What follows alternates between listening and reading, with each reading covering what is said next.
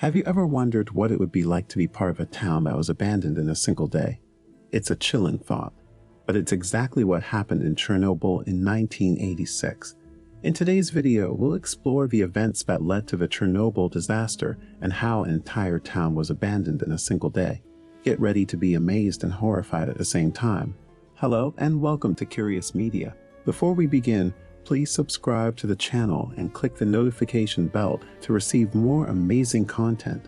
It all happened on 26 April 1986 when a routine safety test went catastrophically wrong and triggered the worst nuclear accident of all time. The incident at the Chernobyl nuclear power plant near Pripyat, Ukraine led to the release of 400 times more radiation than the atomic bomb dropped on Hiroshima during World War II. 31 people died in the immediate aftermath, whilst the long-term health effects caused by Chernobyl are still a hotly debated subject. Approximately 60,000 square miles around the plant were contaminated, and an area nearly twice the city of London remains an exclusion zone to this day. Background of Chernobyl. The Chernobyl nuclear power plant was built in 1977 as part of the old Soviet Union. It is about 62 miles north of the Ukrainian capital, Kyiv, and about 10 miles from the border between Belarus and Ukraine. The first reactor started sending power to the grid later that same year. By 1984, 4 reactors that could each make 1,000 megawatts of electricity were open for business.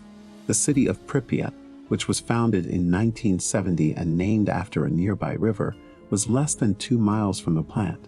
It was built to serve the power plant, and there were just under 50,000 people living there at the time of the disaster. Nuclear disaster unfolds. On Friday, April 25, 1986, engineers at Chernobyl turned down the power at reactor number 4 to get ready for a safety test that would be done later that night. The purpose of the test was to see if the reactor turbines could keep running emergency water cooling pumps if the power went out.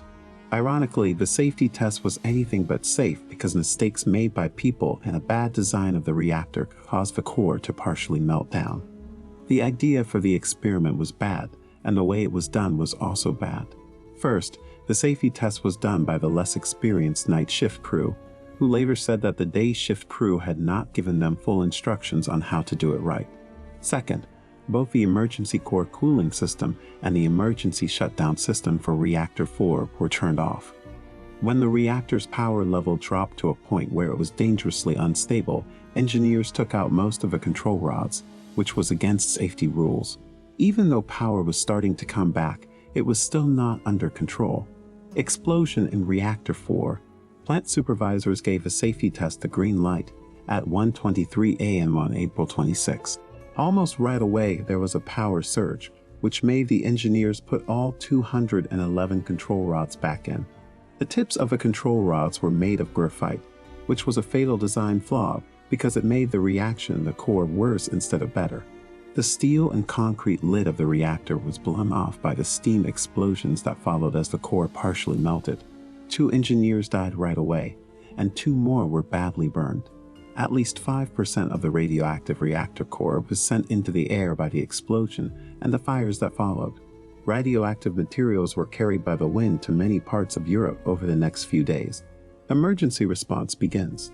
Firefighters got to the scene quickly, but because they weren't wearing protective gear, many of them died in the months that followed from acute radiation syndrome.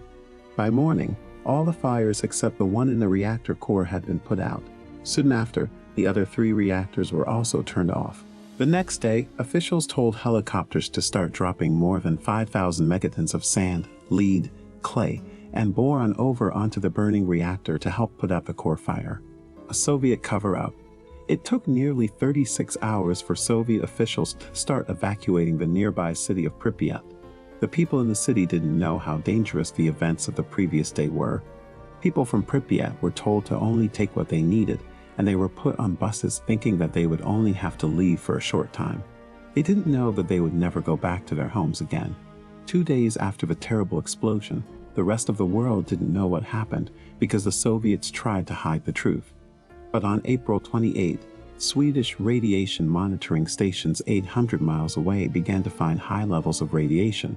When they were backed into a corner, the Soviets finally made a statement. The Kremlin admitted that an accident had happened at Chernobyl, but assured the world that things were under control. Aftermath. In the end, the Chernobyl exclusion zone was eventually extended, covering about 1,000 square miles.